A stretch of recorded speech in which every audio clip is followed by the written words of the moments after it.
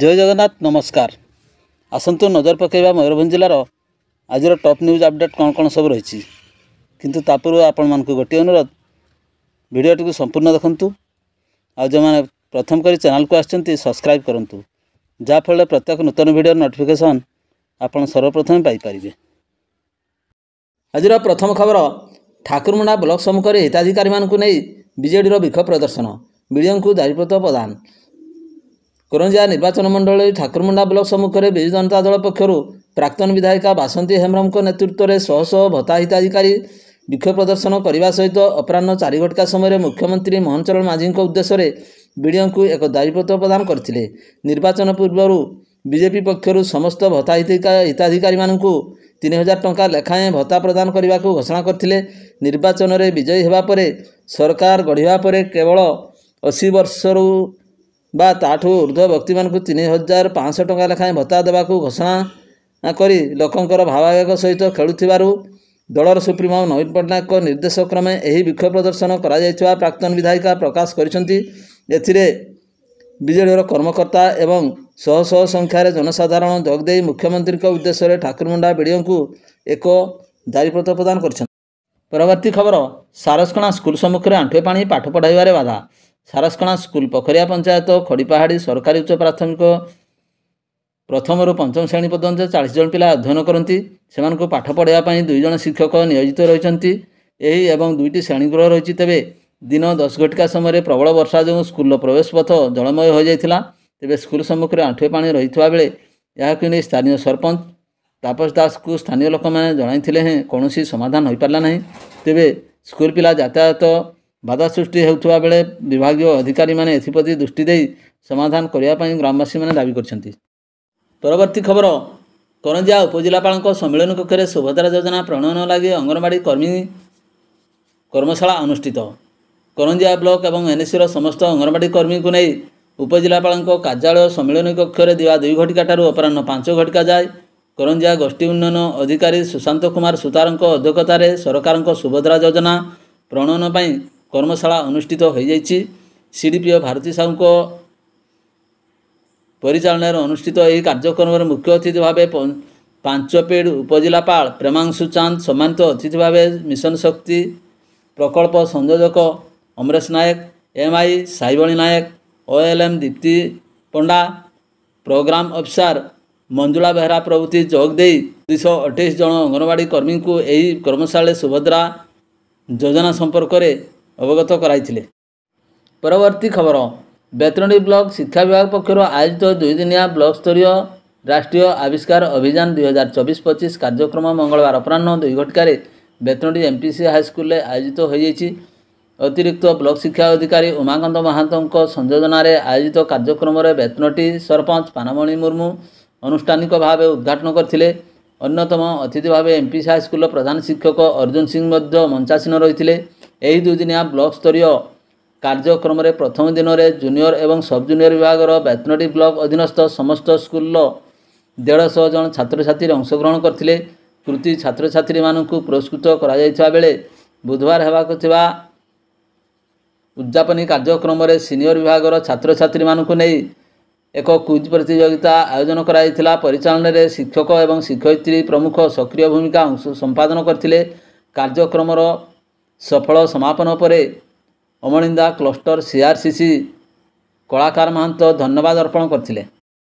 परवर्ती खबर नधना निकट में गोमांस चालाण बेले स्थानीय लोके जबत करी पुलिस को देले जिमा। मयूरभंज जिलार नधना निकट जड़े व्यक्ति बाइक रे गोमांस चालाण करुवार खबर पाई स्थानीय लोके बुधवार सकाळ 9 घटिका समय अटक रखी पुलिस को खबर देते। घटनास्थल पुलिस पहुंची 50 किलोग्राम गोमांस जबत करने सहित चालाणकारी नाम मामला रुजु कर अधिक तदंत जारी रखी। परवर्ती खबर जयपुर ठारे बीजेपी सदस्यता अभियान कर्मशाला अनुष्ठित। जोगदेले मयूरभंज सांसद नवचरण माझी। भारतीय जनता पार्टी जयपुर तरफ सदस्यता अभियान 2024 कर्मशाला बुधवार दिवा 11 घटिका समय जयपुर ठारे अनुष्ठित हो जाइए। यही कार्यक्रम में सांसद नवचरण माझी बीजेपी वरिष्ठ नेता एवं कर्मकर्ता माने जोग देथिले।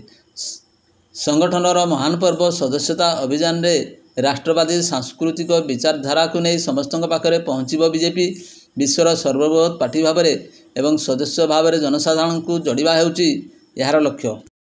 ପରବର୍ତ୍ତୀ ଖବର, ମୟୂରଭଞ୍ଜରେ ଫସଲ ବିବିଧୀକରଣ ସଚେତନତା ରଥ ନିଜ କାର୍ଯ୍ୟାଳୟଠାରେ ଉଦ୍ଘାଟନ କଲେ ଜିଲ୍ଲାପାଳ। ଜିଲ୍ଲାରେ କୃଷି ଏବଂ କୃଷକମାନଙ୍କର ସର୍ବାଙ୍ଗୀନ ବିକାଶ ନିମନ୍ତେ ବୃହତ ଜଳସେଚନ ପ୍ରକଳ୍ପ ଅଞ୍ଚଳରେ ଫସଲ ବିବିଧୀକରଣ ଯୋଜନା ମାଧ୍ୟମରେ କୃଷକମାନଙ୍କର ତାଲିମ, ଶିକ୍ଷା ଏବଂ ଯୋଗାଯୋଗ ଦ୍ୱାରା ପ୍ରୋତ୍ସାହନ ଏବଂ ଦକ୍ଷତା ବୃଦ୍ଧି ନିମନ୍ତେ ମୟୂରଭଞ୍ଜ ଜିଲ୍ଲାରେ ଏହାର ପ୍ରଚାର ପ୍ରସାର ନିମନ୍ତେ ଆରମ୍ଭ ହେଲା ଫସଲ ବିବିଧୀକରଣ ରଥ। ବୁଧବାର ଦିବା ପ୍ରାୟ 11 ଘଟିକା ସମୟରେ ଜିଲ୍ଲାପାଳଙ୍କ କାର୍ଯ୍ୟାଳୟଠାରୁ ଏହି ରଥ ବାହାରି ସମଗ୍ର ଜିଲ୍ଲାରେ କୃଷକମାନଙ୍କୁ ରାଜ୍ୟ ସରକାରଙ୍କର ତଥା କେନ୍ଦ୍ର ସରକାରଙ୍କ ଜଳସେଚନ ପ୍ରକଳ୍ପ ଯୋଜନା ବିଷୟରେ ତାଲିମ ଦେବା ସହିତ ସେମାନଙ୍କର ଦକ୍ଷତା ବିକାଶ କରିବା ପାଇଁ କାର୍ଯ୍ୟ କରିବ। ଏହି ପରିପ୍ରେକ୍ଷୀରେ ରାଜ୍ୟରେ କୃଷି ଏବଂ କୃଷକ ସଶକ୍ତକରଣ ବିଭାଗ ତରଫରୁ ଫସଲ ବିବିଧକରଣ ସଚେତନତା ରଥକୁ ଜିଲ୍ଲାପାଳ ହେମକାନ୍ତ ସୋଏ ସବୁଜ ପତାକା ଦେଖାଇ ଉଦ୍ଘାଟନ କରିଥିଲେ। ପରବର୍ତ୍ତୀ ଖବର, ରାଇରଙ୍ଗପୁର ସ୍ଥିତ କଲ୍ୟାଣ ମଣ୍ଡପଠାରେ ବିଜେପିର ସଦସ୍ୟତା ଅଭିଯାନ କର୍ମଶାଳା ଅନୁଷ୍ଠିତ। ଯୋଗଦେଲେ ସାଂସଦ ନବଚରଣ ମାଝୀ। ଭାରତୀୟ ଜନତା ପାର୍ଟି ରାଇରଙ୍ଗପୁର ତରଫରୁ ସଦସ୍ୟତା ଅଭିଯାନ 2024 କର୍ମଶାଳା ସକାଳ 8 ଘଟିକା ସମୟରେ ରାଇରଙ୍ଗପୁର ସ୍ଥିତ କଲ୍ୟାଣ ମଣ୍ଡପଠାରେ ଅନୁଷ୍ଠିତ ହୋଇଯାଇଛି। କାର୍ଯ୍ୟକ୍ରମରେ ମୟୂରଭଞ୍ଜର ସାଂସଦ ନବଚରଣ ମାଝୀ, ବିଜେପିର କର୍ମକର୍ତ୍ତା ଏବଂ ବରିଷ୍ଠ ନେତାମାନେ ଯୋଗ ଦେଇଥିଲେ। ସଂସଦର ମହାନ ପର୍ବ ସଦସ୍ୟତା ଅଭିଯାନ ସର୍ବବୃହତ ପାର୍ଟିର ସଦସ୍ୟ ଭାବେ ଜନସାଧାରଣଙ୍କୁ ଏଥିରେ ଯୋଡ଼ିବା ସହିତ ଦଳର ବିଚାରଧାରାକୁ ସମସ୍ତଙ୍କ ନିକଟକୁ ପହଞ୍ଚାଇବା ପାଇଁ ଏହି କାର୍ଯ୍ୟକ୍ରମ କରାଯାଇଛି। ପରବର୍ତ୍ତୀ ଖବର, ସୁଳିଆପଦା ପୋଲିସ ଦ୍ୱାରା ପଥର ନେଶା ନିକଟରୁ ବାରି ବୋଝେଇ ଟ୍ରାକ୍ଟର ଜବତ, 2 ଗିରଫ। ମୟୂରଭଞ୍ଜ ଜିଲ୍ଲାର ସୁଳିଆପଦାଠାରେ ଦିନକୁ ଦିନ ବଢ଼ି ଚାଲିଛି ବାଲି ଚୋରାଚାଲାଣ। କୌଣସି ସୂତ୍ରରୁ ଖବର ପାଇ ସୁଳିଆପଦା ପୋଲିସ ଚୋରାରେ ବାଲି ଚାଲାଣ ହେଉଥିବା ସମୟରେ ଏକ ଟ୍ରାକ୍ଟରକୁ ପଥର ନେଶା ଛକ ନିକଟରୁ ଜବତ କରିବା ସହିତ ଏହି ମାମଲାରେ 2 ଜଣଙ୍କୁ ଗିରଫ କରିଛି ପୋଲିସ। ଏନେଇ ବୁଧବାର ରାତି 9 ଘଟିକା ସମୟରେ ପୋଲିସ ସୂଚନା ପ୍ରଦାନ କରିଛି। ପରବର୍ତ୍ତୀ ଖବର, ଶିମିଳିପାଳ ପାଦଦେଶରେ କୁଚିଲାଘାଟି ପଞ୍ଚାୟତରେ ଗୁଡ଼ିପୋଖରୀ ଗ୍ରାମ ନିକଟରେ ବୁଧବାର ଅପରାହ୍ନ 3ଟା ସମୟରେ ହଠାତ୍ ବଜ୍ରପାତ ହୋଇଥିଲା। ସେହି ସମୟରେ ବିଲରୁ ଜଣେ ଯୁବତୀ ଘାସ କାଟି ଏକ ବସ୍ତାରେ ବୋହି ଘରକୁ ଫେରୁଥିବା ସମୟରେ ତାଙ୍କ ଉପରେ ବଜ୍ରପାତ ଘଟିଥିଲା।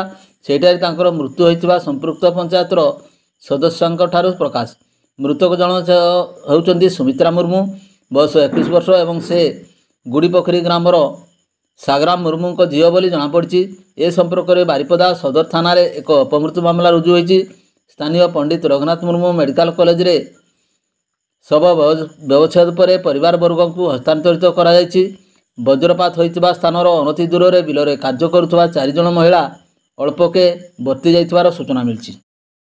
ପରବର୍ତ୍ତୀ ଖବର, ଖୁଣ୍ଟା ଥାନା ଅଞ୍ଚଳରେ ଜନୈକ ନାବାଳିକା ପ୍ରତି ଦୁଷ୍କର୍ମ ହୋଇଥିବା ଅଭିଯୋଗରେ ସେହି ଥାନା ଅଞ୍ଚଳର ଚର୍ପେ ମୁର୍ମୁ ବୟସ 25 ବର୍ଷକୁ ପୁଲିସ ଗିରଫ କରିଛି। ନାବାଳିକା ମା ଦେଇଥିବା ଅଭିଯୋଗ ଅନୁସାରେ ଗତ ଅଗଷ୍ଟ 24 ତାରିଖ ଶନିବାର ସେ ବିଲ କାମ ପାଇଁ ଯାଇଥିବା ବେଳେ ତାଙ୍କର 10 ବର୍ଷର କନ୍ୟା ଘରେ ଏକୁଟିଆ ଥିଲେ। ଅନ୍ୟ ଏକ ଗ୍ରାମର ଚର୍ପେ ସେହି ସୁଯୋଗରେ ନାବାଳିକା ସହିତ ଦୁଷ୍କର୍ମ କରିଥିଲା। ମା ବିଲରୁ ଫେରିବା ପରେ କନ୍ୟା ପାଖରୁ ସମସ୍ତ ଘଟଣା ଶୁଣିଥିଲେ। ମଙ୍ଗଳବାର ରାତିରେ ପୁଲିସ ଅଭିଯୁକ୍ତ ବାରିପଦାରୁ ଗିରଫ କରିଥିଲା ଚର୍ପେଙ୍କୁ। ଏଥିମଧ୍ୟରେ ନାବାଳିକା ଡାକ୍ତରୀ ମାଇନା କରାଯାଇଛି ଏବଂ ମାଜିଷ୍ଟ୍ରେଟଙ୍କ ଦ୍ୱାରା ବୟାନ ରେକର୍ଡ କରାଯାଇଛି। ପରବର୍ତ୍ତୀ ଖବର, ମୟୂରଭଞ୍ଜ ଜିଲ୍ଲା ସୁକୁରୁଡ଼ି ବ୍ଲକ ଅନ୍ତର୍ଗତ ଜଣେ ବିଧବାଙ୍କୁ ଦୁଷ୍କର୍ମ ଉଦ୍ୟମ କରାଯାଇଥିବା ଅଭିଯୋଗ ହୋଇଛି।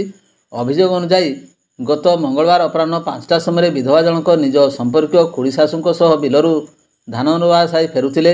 ଏହି ସମୟରେ ତଳିବେଡ଼ା ଗ୍ରାମର ସୁରୁ ନାୟକ ବୟସ 38 ବର୍ଷ ସାମ୍ନା ପଟୁ ଆସି ହଠାତ୍ ବିଧବାଙ୍କୁ ବଳପୂର୍ବକ ଦୁଷ୍କର୍ମ ଉଦ୍ୟମ କରିବା ସହ ଜୀବନରୁ ମାରିଦେବାକୁ ଚେଷ୍ଟା କରିଥିବା ଅଭିଯୋଗ ହୋଇଛି। ଖୁଡ଼ି ଶାଶୁ ଜଣକ ଦୁଷ୍କର୍ମକାରୀଠାରୁ ତାଙ୍କୁ ଉଦ୍ଧାର କରିଥିଲେ।